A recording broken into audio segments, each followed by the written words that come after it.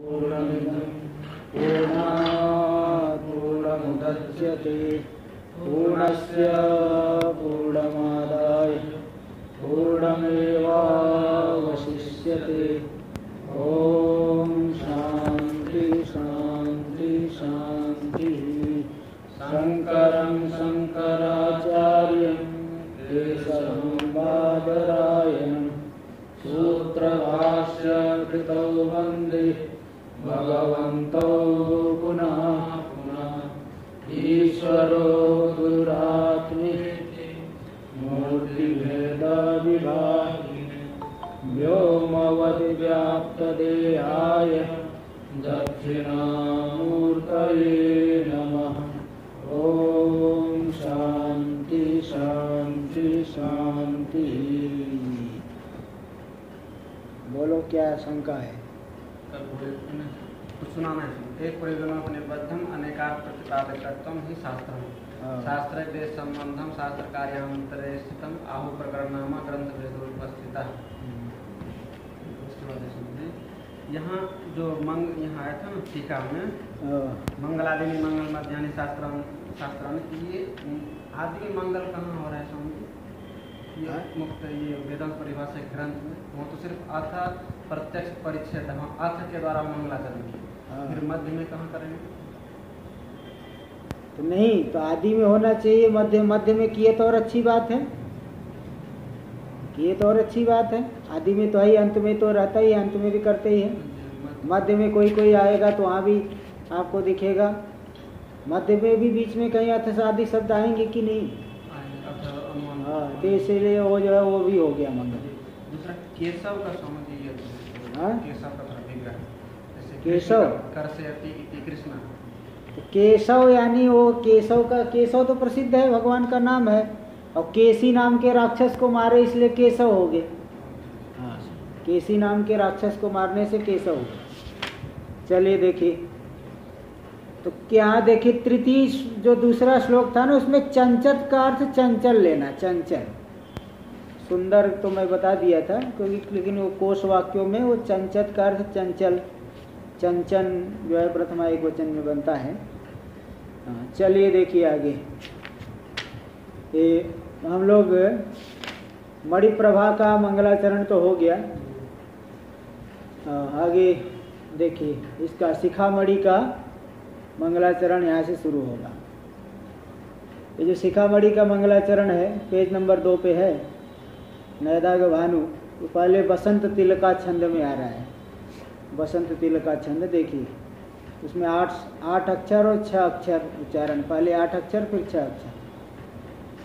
चलिए देखिए, नैदाग भानु किरणे स्विववारिपूरः, नैदाग भानु किरणे स्विववारिपूरः, सर्वो विभाति यदबोधवशात् प्रपञ्चः, सर्वो विभाति यदबोधवशात् प्रपञ्चः, माला फणिवच निमीलति यत् प्रबोधात्, माला फणिवच निमीलति यत् प्रबोधात्, तद्ब्रह्म नौमि सुखमद्वयमात्मरूपम्, तद्ब्रह्म नौमि सुखमद्वयमात्मरूपम्। नैदाग भानु किरणे स्विववारिपूरः, सर्वो विभाति यद्बोधवशात् प्रपञ्चः, माला फणिवच निमीलति यत् प्रबोधात्, तद्ब्रह्म नौमि सुखमद्वयमात्मरूपम्। नैदाग भानु, देखो निदाघ का अर्थ होता है ग्रीष्म ऋतु, और निदाघे भवयति नैदाघः, ग्रीष्म ऋतु, ग्रीष्मकालीन जो सूर्य है ना, नैदाघ चासो भानुस्यति, नैदाघ भानु, ग्रीष्मकालीन जो सूर्य। तो ग्रीष्मकाल के सूर्य की किरणों में जैसे तीव्र धूप हो, तो किरणों में ही जल मरुभूमि आदि के संपर्क से वहाँ पे किरणों में ही जल दिखाई पड़ता है। तो नैदाग भानु किरणे स्विववारिपूरः, जैसे ग्रीष्मकालीन भानु की किरणों में ही वारिपूरः यानी जल का प्रवाह, पूरा यानी प्रवाह, जल का प्रवाह दिखाई पड़ता है। ठीक इसी प्रकार यदबोध वसात सर्वो प्रपंच विभाति, जिसके अज्ञान से विभाति, जिसके अज्ञान से ही पूरा का पूरा प्रपंच दिखाई पड़ता है। जैसे सूर्य ग्रीष्मकालीन किरणों, सूर्य की किरणों में जल प्रवाह दिखाई पड़ता है, जैसे वह मिथ्या है। इसी प्रकार जिसके अज्ञान के बल से, जिसके अबोध के बल से ही पूरा का पूरा प्रपंच मालूम पड़ता है।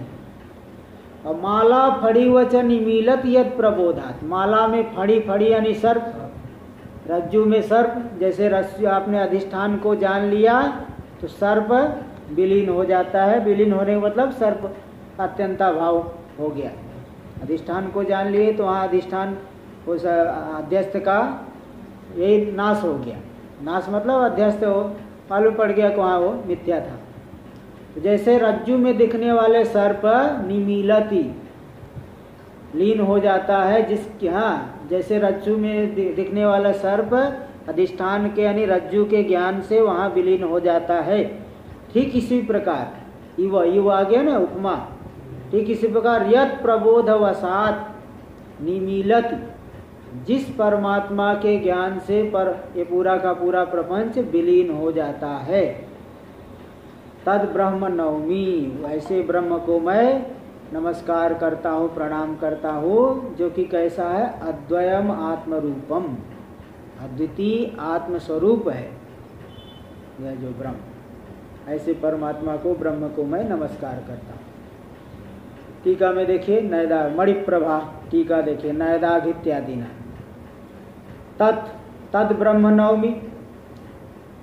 तत् यानी प्रत्यग अभिन्नत्वात्, अभिन्नत्व अद्वितीयत्व आदि विशेष रूपेण अज्ञातम सत निखिल कार्य कारणम, वही ब्रह्म जब उसको हम वास्तविक रूप से नहीं जानते, प्रत्यग अभिन्नत्व, प्रत्यक से सर्वांतर से अभिन्न है, जीवात्मा से अभिन्न है, अद्वितीय है।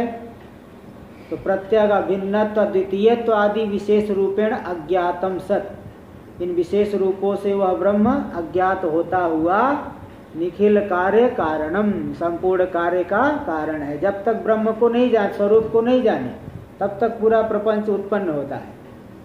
तो प्रत्यग अभिन्नत्व अद्वितीयत्व आदि विशेष रूप से अज्ञात होकर के वही परमात्मा क्या हो गया, संपूर्ण प्रपंच का कारण हो गया। अज्ञातम नहीं है, आपको व्याकरण भी पढ़ना पड़ेगा क्या? पीछे ना है ना, पीछे विशेष रूपेण अज्ञातम सत, अरे रूपेण कहाँ पढ़ रहे हो? आगे मत जाओ, पहले क्रम से चलोगे कहाँ सीधे आगे चले जाओगे? चलो देखो, तो विशेष रूपेण अज्ञातम सत निखिल कार्य कारणम, संपूर्ण प्रपंच का कारण है। और वही विशेष रूप से ज्ञात हो गया तो कारण बनेगा? नहीं बनेगा। जब तक आप अधिष्ठान को नहीं जाने हैं तभी तक अध्यस्त की सत्ता है। अधिष्ठान को जान लिए तो अध्यस्त फिर नहीं दिखाई पड़ेगा। इसलिए दे रहे देखिए, प्रत्यग अभिन्नत्व अद्वितीयत्व आदि विशेष रूपेण ज्ञातम सत निखिल अज्ञान आदि निवर्तकम च। प्रत्यग अभिन्नत्व अद्वितीयत्व सच्चिदानंदत्व आदि विशेष रूप से ज्ञात हो गया तो निखिल अज्ञान आदि का क्या हो जाता है, निवर्तक। ऐसा जो ब्रह्म है, ब्रह्म ब्रीहि वृद्धौ धातु से बना है, इसलिए ब्रह्म शब्द का ही अर्थ जो व्यापक है, यानी त्रिविध परिच्छेद अत्यंता भाव वद वस्तु, तीन प्रकार के परिच्छेद की अत्यंता भाव वाली जो वस्तु है, तीन प्रकार के परिच्छेद से रहित जो वस्तु है ब्रह्म परमात्मा, ऐसे ब्रह्म को नवमी यानी नमस्कार, नमस्करोमि, नमस्कार करता हो। इसका क्या मतलब है? सामने वाले किसी भी व्यक्ति को नमस्कार करता तो नमस्कार मतलब झुकना पड़ता है, ऐसे थोड़ी एकदम अकड़ गए नमस्कार करते समय और अकड़ गए, झुकना पड़ेगा। तो नमस्कार करता हूँ आपको मतलब आप बड़े हैं, मैं आपके सामने छोटा हूँ। नमस्कार के मतलब होता है अपनी अहंता को समर्पित कर दिए। तो देखो इसी बात को दिखा रहे नमस्कार का मतलब। तथा च ब्रह्म कर्मक स्वापकर्ष बोधन पूर्वक ब्रह्मोत्कर्ष बोधनानुकूल व्यापारानुकूल वर्तमान कृत्याश्रयो हम इति शाब्द बोध। ब्रह्म को नमस्कार कर रहे हैं, तो नमस्कार का कर्म कौन हो गया? ब्रह्म। ब्रह्म कर्म का नमस्कार का मतलब क्या है? आप बड़े हैं, मैं छोटा हूं, तो स्व अपकर्ष बोधन पूर्वक, मैं अपकृष्ट हूं, मैं आपके सामने छोटा हूं, अपने अपकर्ष का बोधन पूर्वक ब्रह्म उत्कर्ष बोधनानुकूल, ब्रह्म के उत्कर्ष के बोधन के अनुकूल व्यापारानुकूल, उसके बोधन के अनुकूल, हाँ आप बड़े हैं मैं छोटा हूं, इस प्रकार के व्यापार के अनुकूल जो कृति, ऐसे व्यापार के पहले अंतःकरण में कृति जानाति इच्छति यतते करोति, पहले ज्ञान होगा कि भाई इनको नमस्कार करे, ठीक है, फिर इच्छा होगी, फिर यत्न करेगा, फिर जो है शरीर से क्रिया होती है, चेष्टा होता है। इसलिए आप बड़े हैं मैं छोटा हूँ, इस प्रकार के बोधन के अनुकूल जो वर्तमान कृति प्रयत्न, उसका आश्रय मैं हूँ।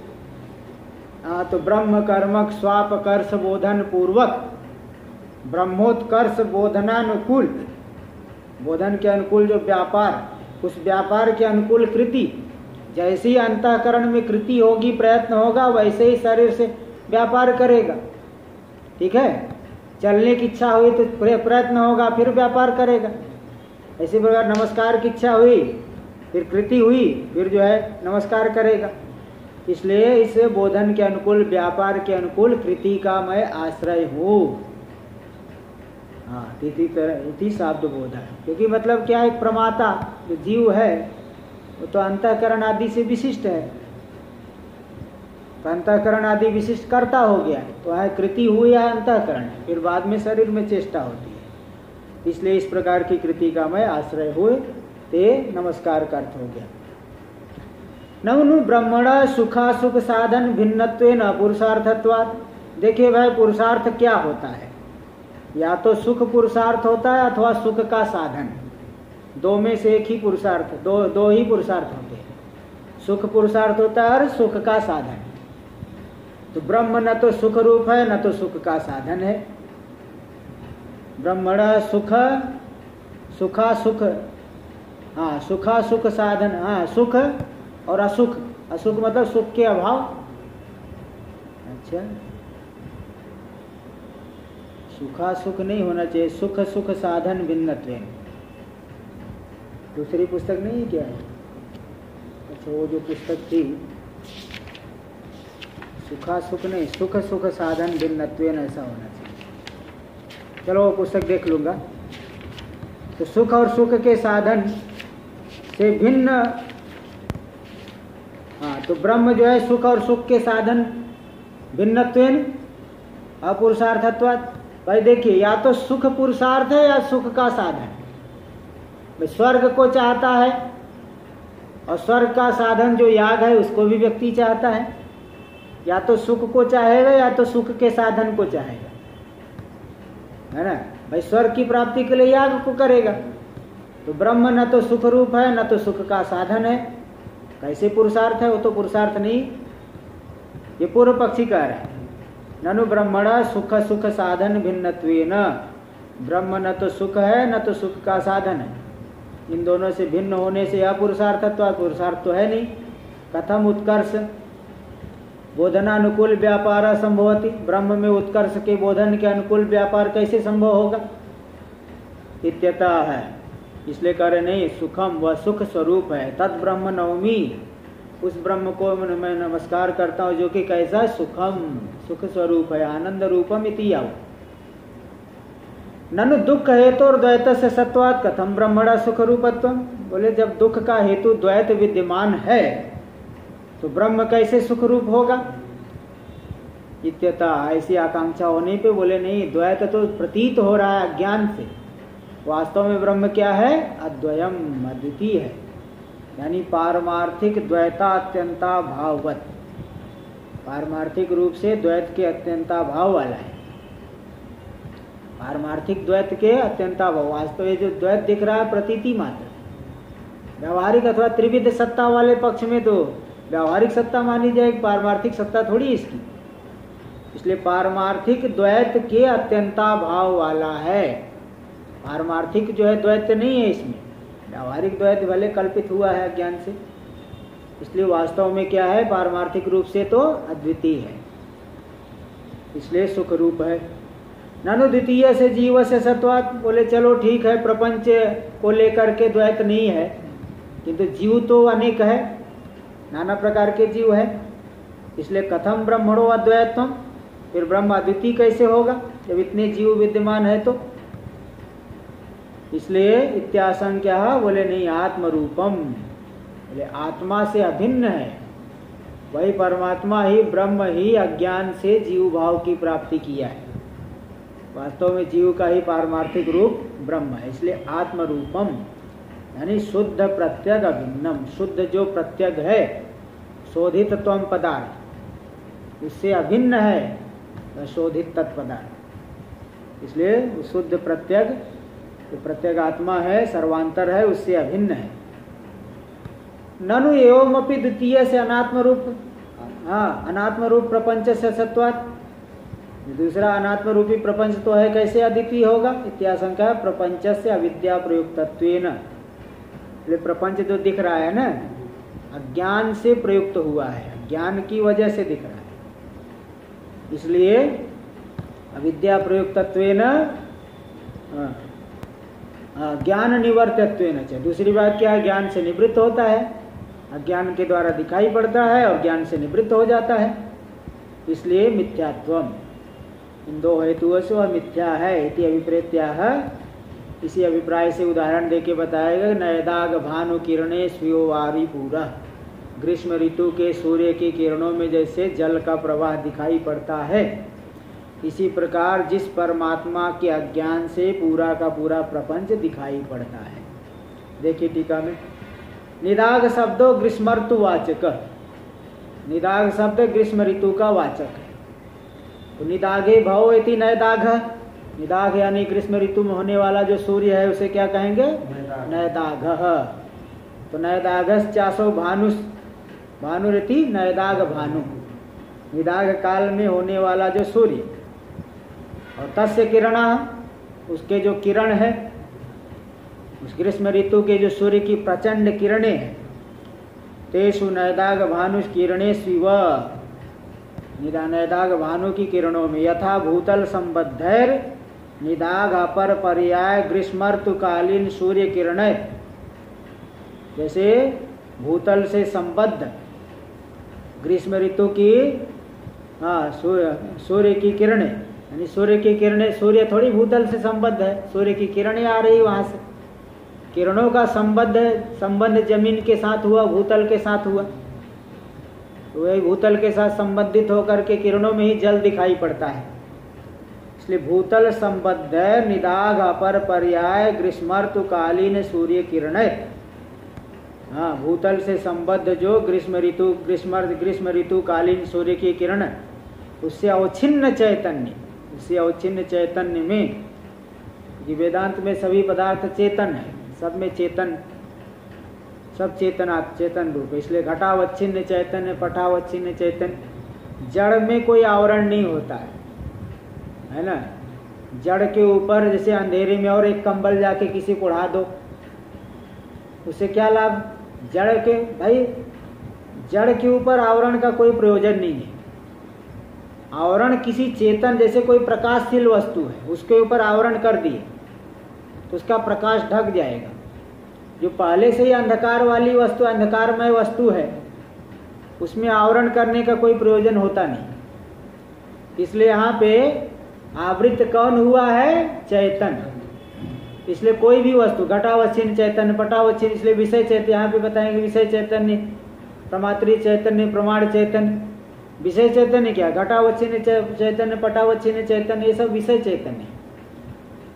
इसी तरह से यहाँ पे सूर्य की किरणें जहाँ है वहाँ का जो चैतन्य है उसे क्या कहा जाए, किरणावच्छिन्न चैतन्य, उस किरणावच्छिन्न चैतन्य में उसको नहीं जान करके वहाँ पे क्या दिखाई पड़ेगा, जल का प्रवाह, चैतन्य वारी पूरो यानी जल समूहो, विषयता संबंधेन ज्ञानाश्रय, हाँ तो वहाँ जब ज्ञान होगा वहाँ जल प्रवाह का ज्ञान हुआ। वही ज्ञान वहाँ जाकर के किस संबंध से रहेगा? विषयता संबंध से। विषय में जाकर के ज्ञान विषयता संबंध से रहेगा, और विषय जाकर के ज्ञान में विषयिता संबंध से। इसलिए वह जल समूह जो विषयता संबंध से ज्ञान का आश्रय हुआ, तो तद्वत जैसे वहाँ पे सूर्य की किरणों में किरणावच्छिन्न चैतन्य में जल प्रवाह का ज्ञान हुआ, अज्ञान की वजह से वहाँ दिखाई पड़ा, इसी प्रकार तद्वत वैसे यद अबोध वसात, जिसके अज्ञान से, यस्य सच्चिदानंद लक्षणस्य ब्रह्मणो अबोधो अज्ञानम, जिस सच्चिदानंद स्वरूप ब्रह्म के अबोध यानी अज्ञान, तस्य वश शक्ति, उस अज्ञान की शक्ति, आवरण शक्ति और विक्षेप शक्ति, आवरण शक्ति से सच्चिदानंद रूपता ढक गई और विक्षेप शक्ति से जगत दिखाई पड़ रहा है। इसलिए तस्य वश, वश यानी शक्ति। कैसे मालूम पड़ा? क्योंकि कोश वाक्य है, अमर कोश आदि में आया वश शक्ति प्रभुत्वयोः। वश का अर्थ शक्ति अथवा प्रभुत्व, इन दो अर्थों में वश का प्रयोग होता है। और भी अर्थ होंगे, यहाँ तो दो प्रकरण वश दो अर्थ दे दिए। तो जिस ब्रह्म के अज्ञान के वश से, अज्ञान की शक्ति से, है ना, पूरा का पूरा प्रपंच दिखाई पड़ता है। ठीक है।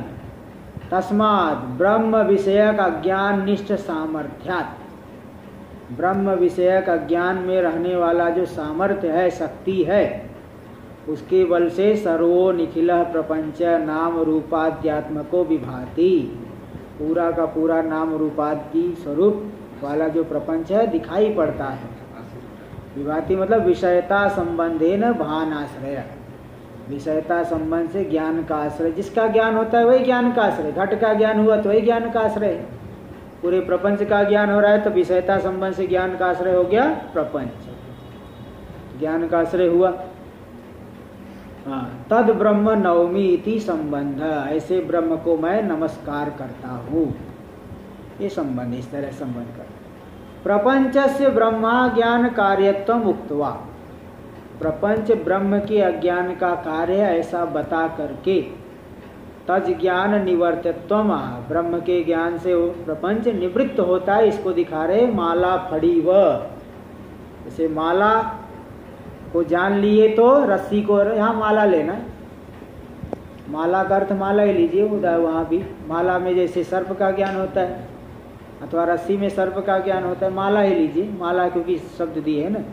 यथा मालोपाधिक चैतन्य ज्ञानेन मालोपाधिक चैतन्य ज्ञान कार्य फण्यादिकम, मालोपाधिक मालावच्छिन्न चैतन्य को जान लिए तो मालावच्छिन्न चैतन्य निष्ठ ज्ञान का कार्य जो सर्पादि, उसको नहीं जानने से जो हमें सर्पादि का भान हो रहा था, वह सर्पादि क्या हो गया? विलीन हो गया, उनको जान लेने से नष्ट हो गया। यथा मालोपाधिक चैतन्य ज्ञानेन मालोपाधिक चैतन्य अज्ञान कार्य फण्यादिकम निमीलति, मालोपाधिक चैतन्य के ज्ञान से मालोपाधिक चैतन्य के अज्ञान का कार्य जो सर्पादि है विलीन हो जाता है, जैसे विलीन हो जाता है।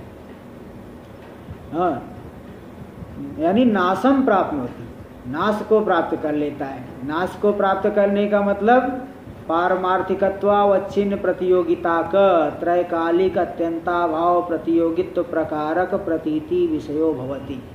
जैसे घट का नाश हुआ तो नाश का प्रतियोगी कौन हुआ? घट। नाश को प्राप्त कर लेता है, यानी यह नहीं है ऐसे ज्ञान का विषय बनेगा। मतलब कि क्या है कि अत्यंताभाव प्रतियोग है ही नहीं, है ही नहीं। मतलब मालूम, जब आपने जान लिया अधिष्ठान के यहाँ सर्प है ही नहीं, मतलब सर्प का अत्यंताभाव प्रतियोगित्व प्रकारक ज्ञान का विषय बना। यह मतलब अत्यंता वो है ही नहीं, उसका अत्यंताभाव है। तो अत्यंताभाव को जिसका नाश हुआ मतलब वो अत्यंताभाव का, जो नहीं है मतलब वो अत्यंताभाव का प्रतियोगी है। अत्यंताभाव प्रतियोगित्व प्रकारक ज्ञान का वह विषय बनता है। किस प्रकार का अत्यंताभाव? त्रैकालिक अत्यंताभाव और पारमार्थिकत्वावच्छिन्न प्रतियोगिता का, जिस अत्यंताभाव की प्रतियोगिता पारमार्थिकत्व धर्म से वचने पारमार्थिकत्वेन घटो नास्ति, पारमार्थिकत्वेन प्रपंचो त्रिषु कालेषु नास्ति। जो प्रपंच दिखाई पड़ रहा है तीनों के तीनों काल में पारमार्थिक रूप से नहीं है। मतलब पारमार्थिक रूप से नहीं, मतलब पारमार्थिकत्वावच्छिन्न प्रतियोगिता का अत्यंता भाव वाला है। कौन? प्रपंच।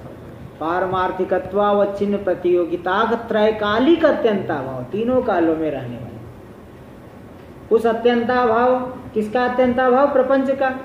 इसलिए वो अत्यंता भाव प्रतियोगित्व प्रकारक ज्ञान का विषय बनेगा ना, है ही नहीं तो इसलिए क्या है, पूरा का पूरा बन गया पारमार्थिकत्वावच्छिन्न प्रतियोगिता का त्रैकालिक अत्यंता भाव प्रतियोगित्व प्रकारक प्रतीति विषयो भवति। तीनों कालों में नहीं।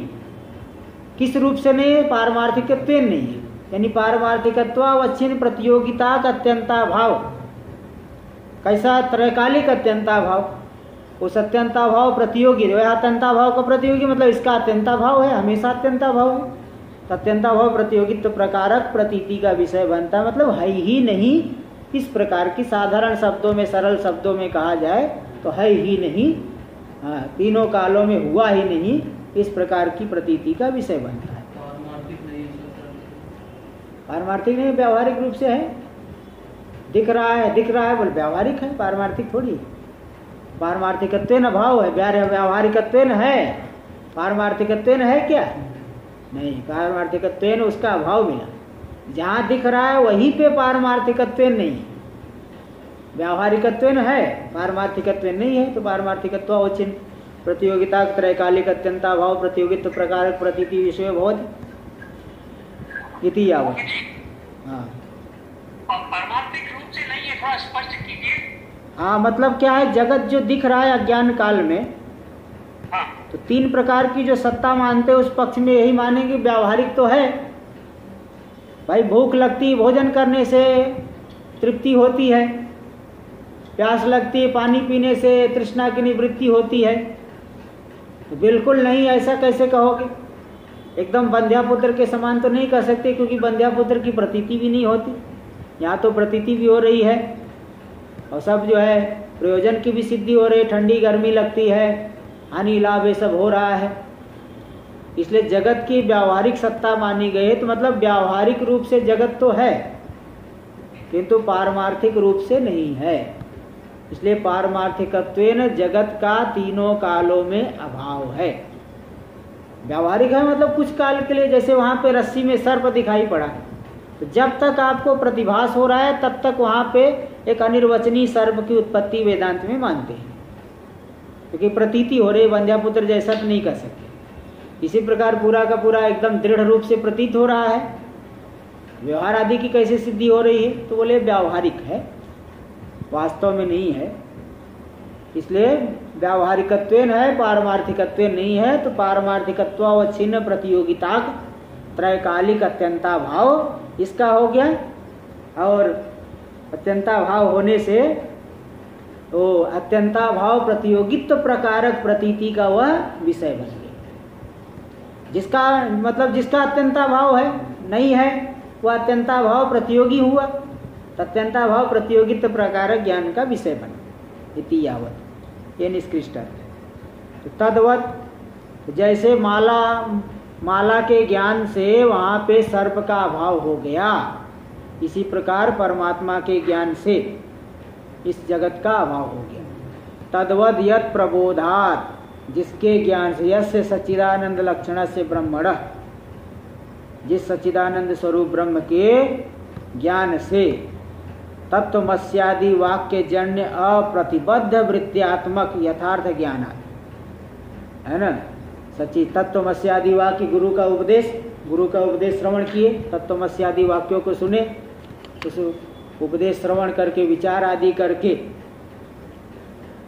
आदि करने से जो एक अखंडाकार वृत्ति उत्पन्न हुई, अप्रतिबद्ध ज्ञान। जब तक ज्ञान हो रहा है किंतु प्रतिबद्ध ज्ञान है, संशय है, विपर्यय बना हुआ है, ऐसा ज्ञान जो है भ्रांति को दूर नहीं करता है। कौन सा ज्ञान भ्रांति को दूर करेगा? अप्रतिबद्ध ज्ञान, जो प्रतिबंध से रहित है, जो संशय रूप न हो, विपर्य रूप न हो, ऐसा अप्रतिबद्ध ज्ञान ही, अप्रतिबद्ध वृत्त्यात्मक यथार्थ ज्ञानात् सर्व प्रपंचो निमीलति। संपूर्ण प्रपंच क्या हो जाता है? विलीन हो जाता है। विलीन हो गया मतलब यहाँ भी वैसे लीजिए, पारमार्थिकत्वावच्छिन्न प्रतियोगिता त्रैकालिक अत्यंताभाव प्रतियोगिताम प्राप्नोति। अत्यंताभाव है ही नहीं। जब जान लिया अधिष्ठान को तो है ही नहीं। जब तक परमात्मा को नहीं जान रहे, अधिष्ठान को नहीं जान रहे, जगत सत्य जैसा मालूम पड़ रहा है, पारमार्थिक मालूम पड़ रहा है। जैसे अधिष्ठान को जाने तो वह जगत पारमार्थिक रूप से नहीं है, मतलब पारमार्थिकत्वेन जगत का अभाव हुआ। इस अभाव को क्या कहेंगे? हाँ, प्राग अभाव कहेंगे। अरे कौन सा अभाव जरा बताओ, पंक्ति लगाओ, पढ़े हो ने। हाँ, न्याय आदि पढ़े तो इसका कुछ पंक्ति लगना चाहिए, ठीक है? सब जैसे वही बकरियों की झुंड में मत घूमो। हाँ, न्याय आदि जब पढ़ रहे हो तो इसका थोड़ा पंक्ति लगाया करो। जो अभाव मिला, घट का अभाव मिला, किम धर्मावच्छिन्न प्रतियोगिता का भाव, घटत्वावच्छिन्न प्रतियोगिता का भाव बोलना पड़ेगा। इसी प्रकार पारमार्थिकत्वेन जगत नहीं है, पारमार्थिकत्वेन जगत का अत्यंताभाव है। किम धर्मावच्छिन्न प्रतियोगिता का अत्यंताभाव, पारमार्थिकत्वावच्छिन्न प्रतियोगिता का त्रैकालिक अत्यंताभाव, उसका प्रतियोगी कौन हुआ? प्रपंच हो गया ना। जिसका अभाव वही तो प्रतियोगी होगा। तो उस अभाव की प्रतियोगिता को प्राप्त कर लेता है, यही हो गया विलीन होने का मतलब। त्रैकालिक अत्यंताभाव की प्रतियोगिता को प्राप्त कर लिया, मतलब इसका तीनों कालों में अभाव, इस ज्ञान का विषय बन गया। तद ब्रह्म, ऐसे तो जिस ब्रह्म के ज्ञान से प्रपंच अभाव को प्राप्त हो गया, है ही नहीं, इस ज्ञान का विषय बना, उस ब्रह्म को मैं नौमी नमस्कार करता हूँ। अब जो है पूरा हुआ है। चलिए देखिए आगे, पहले मणि प्रभा देखिए, जो उसको माता पिता को नमस्कार कर रहे हैं। मातरं पितरं चैव साक्षात् प्रत्यक्ष देवतां सदा गृहीणि सेवेत दृढ़ सर्व प्रयत्नतः मातरं पितरं चैव साक्षात् प्रत्यक्ष देवतां सदा गृहीणि सेवेत दृढ़ सर्व प्रयत्नतः। गृही यानी गृहस्थ पुरुष, सन्यासी तो अच्छा आवाज नहीं आ रही, एक मिनट।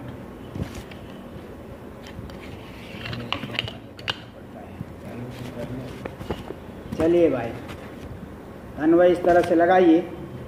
मातरम पितरम चैव साक्षात प्रत्यक्ष देवता। गृही सदा गृही पुरुष साक्षात प्रत्यक्ष देवता मातरम पितरम चैव दृढ़ सर्व प्रयत्नता निषेवेत। गृहस्थ पुरुष, अब सन्यासी तो घर बार छोड़ करके चले गया, वो माता पिता की क्या सेवा करेगा? सन्यासी के लिए तो गुरु ही माता पिता है, और क्या है, गुरु की सेवा कर रहा है। एक बार कहीं जो है ट्रेन में जा रहा था, तो सामने एक जो है पुलिस आदमी वो बैठा था, हवलदार, से बातचीत हो गई। फिर ऐसे ही महात्मा तो ऐसे ही जो है स्वाभाविक रूप से उपदेश देने लगते हैं। मैं उपदेश देने लग गया कि माता पिता की सेवा करनी चाहिए। तो कहा महाराज आप तो माता पिता की सेवा नहीं की हो। उपदेश दे रहे हो माता पिता की सेवा करनी चाहिए, आप तो खुद किए नहीं हो। तो मैंने कहा भाई हम लोग का क्या, गुरु ही माता पिता है, उन्हीं की सेवा करते हैं। गुरु ही माता पिता है, वहाँ छोड़ के आए तो यहाँ भी गुरु माता पिता है, उनकी सेवा कर रहे हैं। और आप गृहस्थ आश्रम में रह रहे तो वहाँ माता पिता की सेवा करनी पड़ेगी। कैसे ही यहाँ पे देखो बता रहे कि जो गृहस्थ पुरुष को दृढ़ सर्व प्रयत्न था, बहुत प्रयत्न करके ही, कितनी भी कठिनाई हो तो भी माता पिता की जो साक्षात प्रत्यक्ष देवता, साक्षात प्रत्यक्ष देवता है, उन माता पिता की सदा जो है नितराम सेवेत, अच्छी तरह से सेवन करना चाहिए, सेवा करनी चाहिए। देखिए सेवा करने से क्या होगा, माता पिता प्रसन्न हो गए तो परमात्मा प्रसन्न हो जाएंगे। तुष्टायां मातरि शिवे तुष्टायां मातरि शिवे तुष्टे पितरि पार्वती तुष्टे पितरि पार्वती तव प्रीतिर्भवेत् देवी तव प्रीतिर्भवेत् देवी परं ब्रह्म प्रसीदति परं ब्रह्म प्रसीदति। तुष्टायां मातरि शिवे तुष्टे पितरि पार्वती तव प्रीतिर्भवेत् देवी परं ब्रह्म प्रसीदति।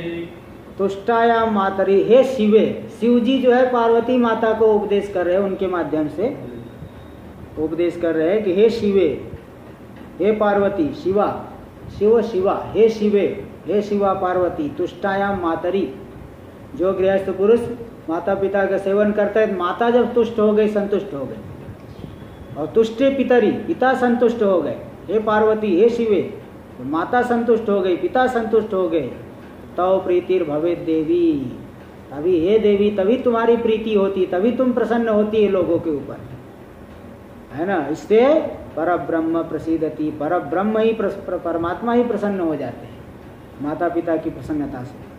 इत्यादि ईश्वरोक्त वाक्यात, इस तरह से ईश्वर जो शिव जी के कहे गए वाक्य के अनुसार, पितु शिवात्मकत्वेन, पिता तो शिव स्वरूप है, इसलिए स्वाभिलषित अर्थ संप्राप्त, स्व अपनी अभिलषित अर्थ की प्राप्ति के लिए पिता को क्या करना पड़ेगा, नमस्कार, है ना। तात नत्यात्मकम, तात यानी पिता, यहाँ तात का अर्थ लेना पिता, तात को नमस्कारात्मक, नत्यात्मकम स्वहृदयाचरित मंगलम।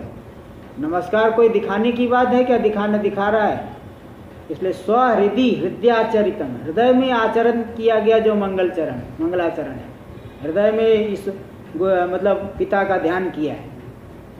किंतु यहाँ पे ग्रंथ का घटक क्यों बना रहे, शिष्य लोगों को शिक्षा देने के लिए, शिष्य शिक्षादि युक्त प्रयोजन आया, शिष्य शिक्षादि जो ऊपर कहे गए प्रयोजन कल आया था आखिरी में, शिष्य को शिक्षा आदि देना, इस प्रयोजन के लिए धर्मराजा ध्वरीन्द्र पुत्रो, धर्मराजा ध्वरीन्द्र जो ग्रंथकार है उनके पुत्र टीका लिख रहे हैं आगे शिखामणि, उनके पुत्र, उनका क्या नाम है, रामकृष्ण ध्वरी।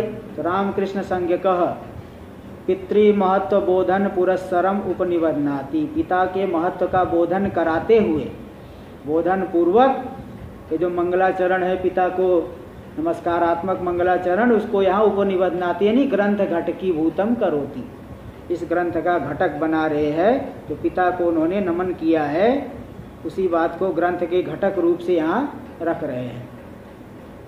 देखिए ये श्रगधरा छंद है, श्रगधरा, 7-7-7, एक पाद में 21 अक्षर होते हैं, 7-7-7 करके बोलना रहता है एक पाद में।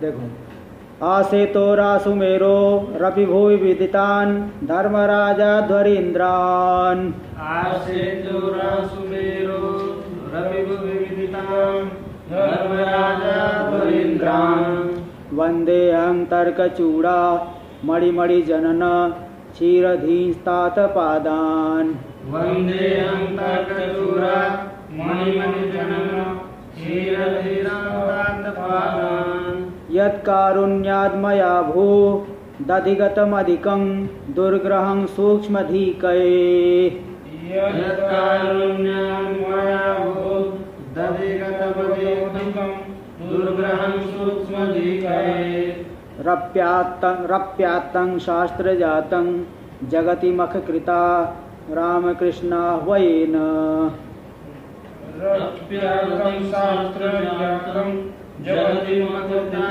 रामकृष्णाह्वयेन। हाँ बोलो। आसेते सुमेरो रविभुवि विदितान् धर्मराजा ध्वरीन्द्रान्, वन्देऽहं तर्कचूड़ा मणिमणि जनन क्षीरधीस्तात पादान्, यत्कारुण्याद् मया भू दधिगतमधिकं दुर्ग्रहं सूक्ष्मधिकये, रप्यात्तं शास्त्रजातं जगति मखकृता रामकृष्णाह्वयेन। सेतोरा सुमेरोरपि भुवि विदितान। सेतु से लेकर के, ना रामेश्वरम से लेकर के सुमेरु पर्यंत, भुवि विदितान, पृथ्वी में जो अत्यंत विदित है, अत्यंत प्रसिद्ध है। कौन? धर्मराजा ध्वरेंद्र नाम के जो हमारे पिताजी हैं। सेतु से लेकर के, रामेश्वरम से लेकर के हिमालय सुमेरु पर्यंत जो पूरे पृथ्वी में विदित है, जिनको सब लोग जानते हैं, जिनको जो है सभी लोग जानते हैं, अत्यंत विद्वान है। ऐसे जो तर्क चूड़ामणि जनन, तर्क चूड़ामणि, देखो इन्होंने ग्रंथ गंगेशोपाध्याय की के जो है ग्रंथ है तत्व चिंतामणि, न्याय पे जो है नव्य न्याय का जो प्रथम ग्रंथ बनता है, प्रथम ग्रंथ है तत्व चिंतामणि। उस चिंतामणि के ऊपर टीका है इनकी तर्क चूड़ामणि। आगे बताएंगे, आगे तो यहाँ वेदांत परिभाषा के मूल में ही मंगलाचरण आएगा। ये न बोधाय मंदानाम, हाँ नहीं, वो कृता विद्वान तर्क चो ये न बोधाय मंदानाम वेदांत, नहीं वो तो अलग है, तो इसके विषय में। ओ एन चिंतामणौ टीका 10 टीका विभंजनी तर्क चूड़ामणिर नाम कृता विद्वान मनोरमा। आगे मंगलाचरण आएगा, है ना। जिन्होंने जो है जो तत्व चिंतामणि के ऊपर 10 टीकाएं, उन 10 टीकाओं का खंडन करने वाले तर्क चूड़ामणि नाम की टीका लिखी, यही बात दिखा रहे हैं। तो तर्क चूड़ामणि रूपी जो मणि है, उसके जनन, उसकी उत्पत्ति के लिए क्षीरधी यानी समुद्र के समान जो है, जैसे समुद्र से मणि निकलती है, इसी प्रकार जिस मेरे पिता रूपी समुद्र से तर्क चूड़ामणि नाम की मणि निकली है, तो तर्क चूड़ामणि रूपी मणि की उत्पत्ति में जो क्षीरधी यानी समुद्र रूपी हेतु, समुद्र रूप से हेतु है, ऐसे जो तात पादान परम पूज्य हमारे पिताजी है, उनको मैं वंदना करता हूँ, जिनकी कीर्ति समुद्र से लेकर के सुमेरु पर्यंत प्रसिद्ध है। और यत् कारुण्याद मया भूत अधिगतम, जिनकी करुणा से, जिन पिताजी की करुणा से मैंने जो है अधिकतम अधिकम अत्यधिक मैंने विद्या की प्राप्त की।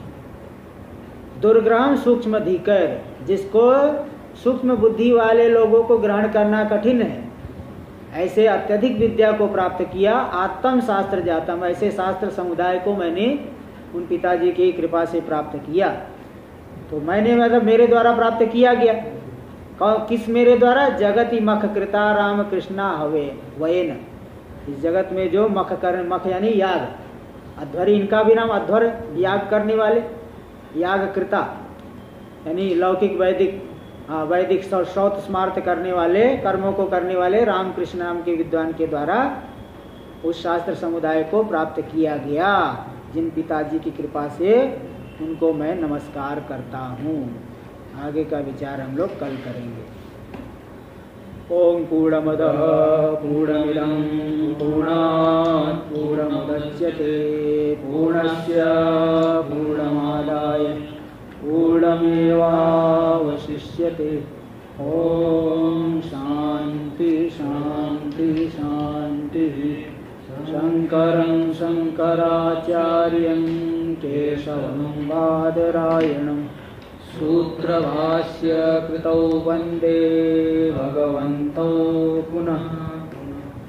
ईश्वरो गुरुरात्मेति मूर्तिभेदविभागिने व्योमवद्व्याप्तदेहाय दक्षिणामूर्तये नमः। ओम शांति शांति शांति।